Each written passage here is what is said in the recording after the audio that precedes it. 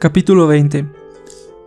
Hasta entonces, muchos políticos de oposición habían sido remitidos ya, en distintos grupos, a temperar sus bríos en el confín de Guanay. Asimismo, delincuentes comunes, como una de tantas innovaciones arbitrarias en la ley penal. Estos no ocupaban la atención pública, no merecían ocuparla, porque eran gentes de origen humilde, cholos e indios cuya suerte no interesaba a la clase distinguida, que solo tomaba en cuenta a políticos de calidad. En orden a los confinados, al comienzo se deploraba solamente por lo ajeno y soledoso de su purgatorio y por los efectos del clima y las penurias que habrían de sufrir. Pero luego comenzaron a difundirse en La Paz versiones increíbles, relatos pavorosos acerca de la institución y del trato bárbaro que recibían de sus guardianes. Por eso se conmovía el pueblo paceño, toda vez que como epílogo de un proceso por conspiración o por motivo de enemistad personal o como consecuencia de meras sospechas y de interesadas delaciones, se noticiaba de una nueva remisión punitiva y de ciudadanos a aquel lugar. El nombre Guanay se hizo familiar y aborrecido a la vez. Personas excitadas por la curiosidad o sinceramente condolidas se empeñaban en rebuscar datos, en acopiar referencias de primera mano, mientras que otras se daban pábulo a su propia imaginación para compensar la deficiencia documental e informativa. Cierto que algunos investigadores demandaban de los padres franciscanos una relación verídica sobre las condiciones propias de Guanay, y ellos la daban siempre, con encomio de las bondades naturales de la región. Solo cuando el gobierno accedió a liberar de su cautividad a unos pocos, y otros lo hicieron dándose a la fuga, pudo establecerse la verdad, y se le estableció definitivamente, ensamblando a lo que era de pública notoriedad la reminiscencia histórica de un lado y los relatos recientes de otro.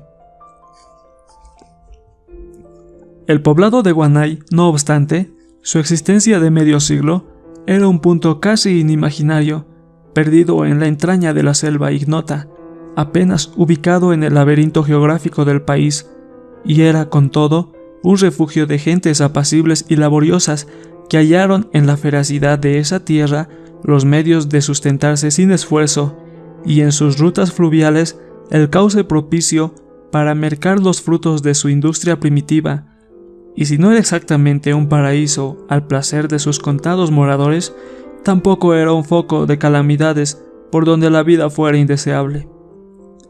Pero al fin, el odio político descubrió aquel refugio y le impuso el estigma que diera grimoso renombre a la álgida Siberia y a la candente Guanay.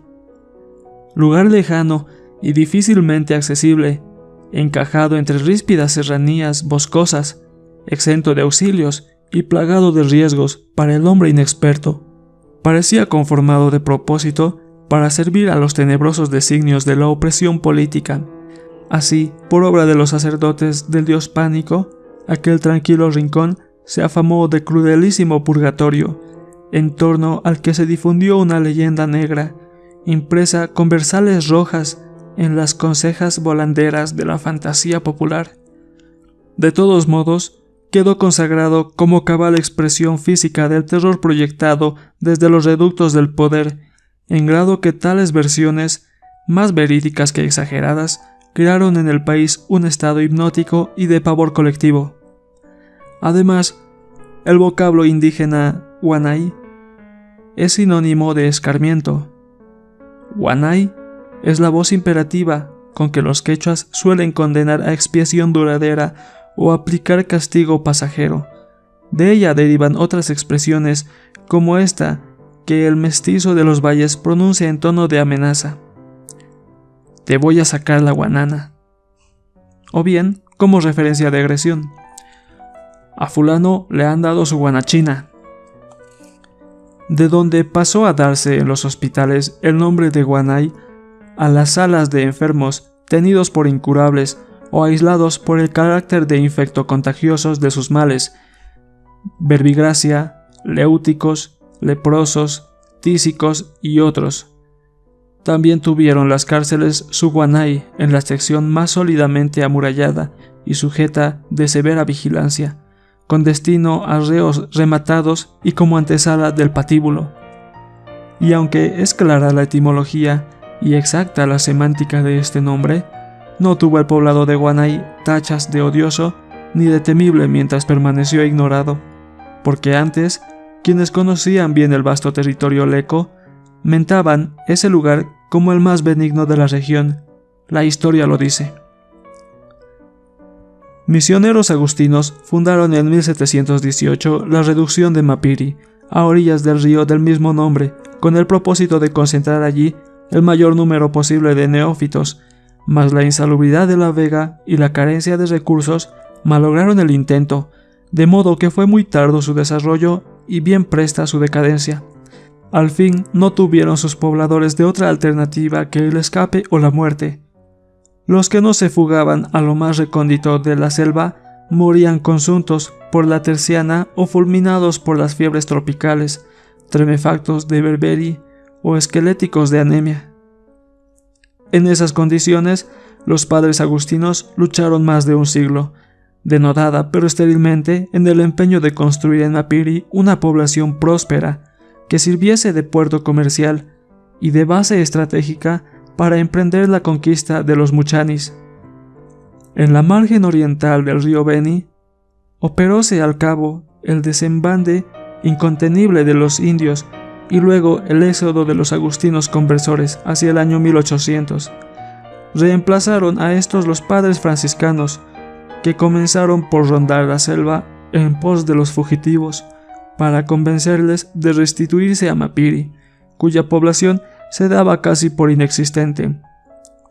Consiguieron los franciscanos reunir en su peregrinaje algunos indios solitarios y varias familias que medraban en torno de sus escondrijos o extravagaban por ásperas serranías, invariablemente vueltos al estado de salvaje, y si estos admitieron reponerse bajo la tutela misional, fue a condición de no regresar a Mapiri. Permitieron en cambio juntarse de nuevo, no solo ellos, sino también los restantes cimarrones, siempre que se les formase otro pueblo o reducción en un sitio saludable, mejor provisto de caza y pesca, que ellos mismos indicarían. De tal suerte, designaron los indios a la aprobación de los frailes, un bello paraje situado en la confluencia de los ríos Tipuani y Mapiri, que conocían con el nombre de Guanay, y el padre franciscano Miguel Diegues fundó el 24 de junio de 1805 la reducción de San Antonio de Guanay, con el recurso de 1,000 pesos que erogó la Intendencia de La Paz y que Diegues invirtió en herramientas de monte y de labranza, en diversos utensilios, ropas y abalorios con que atraer a los bárbaros, a quienes pasmaba la eficacia de los picos y azadas vizcaínos y los machetes y hachas de toledanos, estos tan grandes como alfanjes. Prestamente frailes y lecos pusieron manos en la obra de edificar el pueblo de Guanay. Desmontada el área necesaria y trazada la plaza y las calles, dotada de la misión de capilla, conventículo y viviendas, extendiéronse chacras labradas en común y comenzaron a serpentear caminos en todas direcciones y surcar los raudales sencillas y ágiles balsas de frágil estructura. Al mismo tiempo, iban los lecos despojándose de sus hábitos ancestrales y costumbres montaraces. Aplacaron sus instintos y aquietaron sus impulsos, de suerte que arraigó en ellos un nuevo sentido de la vida de relación. Aviniéronse los varones el corte de cabello y el uso del calzón, en tanto que las mujeres renunciaron a su ingenua desnudez para cubrirse cuando menos de camisa y progresivamente de jubón y faldellín. Todo esto a base de orden, disciplina y trabajo. Así la misión leca de Guanay progresó moral y materialmente en un solo año mucho más que Mapiri en un siglo de existencia, porque debido a su eficaz organización los pobladores vivían sanos y contentos, a cubierto de plagas y calamidades, ajenos a torturas y vejaciones. Cierto que al comienzo sufrió el naciente pueblo ataques de hordas numerosas que el coraje y consciente de los neófitos rechazó con cruentas experiencias para los asaltantes muchanis, tensamente reacios a la incitación conversiva, y cuyo ímpetu salvaje no pudo superar el sistema defensivo de fosos profundos y altas estacadas que aquellos desconocían entre los recursos de su primitivo arte guerrero. Y cuando al fin se percataron de su propia impotencia para capturar el reducto de Guanay, y con él las herramientas y los enseres que utilizaban su codicia, sumáronse voluntariamente al núcleo de pobladores mansos y conversos. Luego hizo su aparición el oro. Los conversores descubrieron el precioso metal a lo largo del lecho y las riberas de Tipuani, al borde del mismo pueblo. Entonces afluyó a la región no poca gente de negocios y de aventura, con los ojos encandilados de codicia y las manos crispadas de angurria. Entretanto, fueron estableciéndose también en las inmediaciones del pueblo y las márgenes de los ríos lindantes otros grupos de pobladores indígenas, más evolucionados que los neófitos de la misión, pero también más huraños que la influencia catequista. Por lo mismo, menos avenientes a la restricción de su independencia personal. Esos agregados no eran otros que los sobrevivientes de una epopeya secular que confinó en los cañodones del Mapiri, del Tipuani y del Chayana a los antiguos lecos del Irimo, Aten y Aplobamba, reduciéndolos a condiciones de grupos nómadas y de hombres andariegos, que conservaban incólumes las energías de su raza y soportaban altivos los avatares de su destino. Ejercían estos lecos como medio de vida sustantivo el riesgoso oficio de balseros. De este modo, cumplían y aún perseveraban en función social utilísima que consiste en transportar pasajeros y carga por los ríos heroicamente navegables de la zona.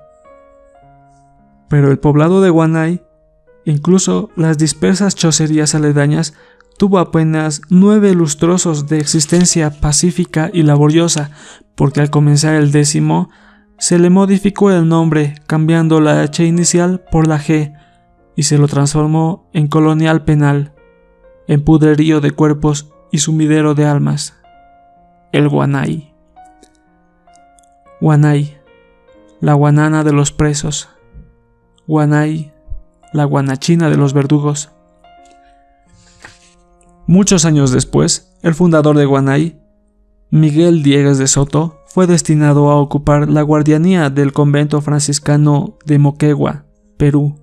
Desde entonces pasaron por el cargo de conversores varios religiosos, algunos de los cuales atendió al mismo tiempo esa misión de Mapiri y Tipuani.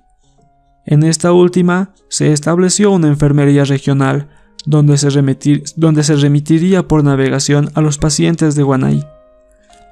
El último de esos conversores fue el padre Serafín Opichini, que permaneció 15 años en ejercicio de su apostolado. Ya anciano, invalidado por la parálisis, estaba en vías de ser trasladado a la enfermería de Tipuani cuando llegó a Guanay el primer grupo de confinados a cargo de un miliciano que ostentaba el grado de teniente coronel, Justo Pastor Moruno. Era este un perdonavidas vulgar que sin pensarlo alcanzó la distinción de ser incorporado a las fuerzas militares con el grado de capitán. Esto ocurrió cuando el caudillo, tan luego que conquistó el poder, disolvió el ejército formado por el vencedor de Ingavi y creó el suyo propio, con el concurso de pocos militares de carrera y los demás improvisados, entre estos Moruno. No más de 3 meses lució los galones de capitán, pues al cuarto obtuvo el de mayor. Y una vez decidido por el gobierno la remisión a Guanay de los políticos opositores, nadie mejor que Moruno para conducirlos y desempeñar allá las funciones de cancerbero. Anteladamente, apremiado con el grado de teniente coronel, en recíproca correspondencia de servicios distinguidos. Refieren que el venerable padre Opichini se encontraba tendido en su hamaca de valetudinario, en sazón que llegó Moruno a Guanay, cuya inesperada presencia le sorprendió en demasía, dado que por primera vez aportaba allí un representante de la Fuerza Armada. Se afligió al saber que su querida misión iba a convertirse en presidio de otros hombres, cristianos sin excepción, que sufrirían quién sabe qué suerte de rigores. Estaba el padre Opicini entregado a la meditación el momento que se le presentó Moruno a comunicarle las concernientes disposiciones gubernativas y las facultades de que estaba investido. Y como los documentos leídos no bastasen a expresar la importancia de sus funciones, díjole al misionero: «Ya sabe usted, reverendo, que este pueblo, con toda su jurisdicción, queda sometido a mi autoridad militar, política y administrativa». «Así sea, y enhorabuena, si tal es la voluntad de nuestro Señor», asintió el apostólico varón. En la creencia de que éste se había referido al general Belzú, confirmó Moruno: «Efectivamente, es orden de nuestro señor presidente de la República». Prescindiendo de la herejía que acababa de escuchar, el anciano lo miró línguidamente, con piadosa benevolencia, y musitó: «Gloria in excelsis Deo, et in terra paz omnibus bonae voluntatis».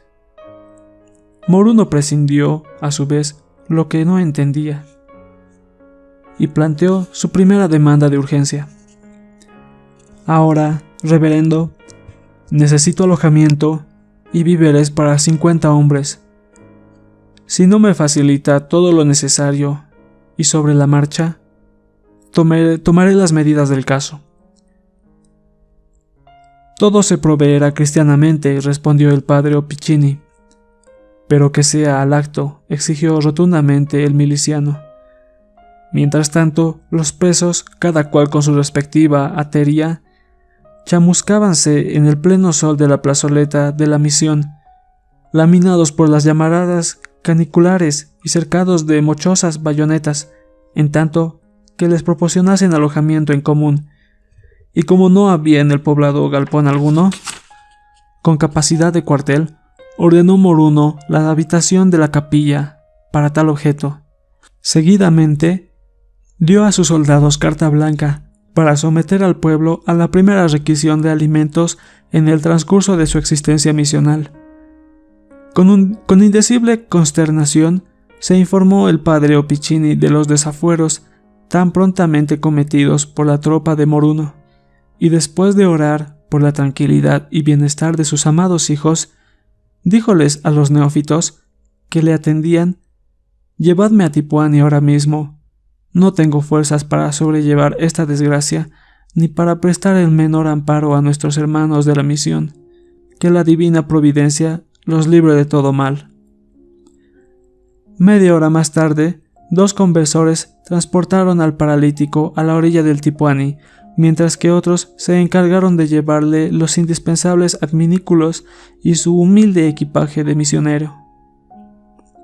Una balsa tripulada por los famosos navegantes lecos de la región se balanceaba en las aguas ribereñas, pronta a contrapechar el torrente. Recostado en la blanda camilla, sujeta a los palos de la balsa, el santo varón bendijo al pueblo de sus desvelos y a los neófitos que concurrieron a despedirlo.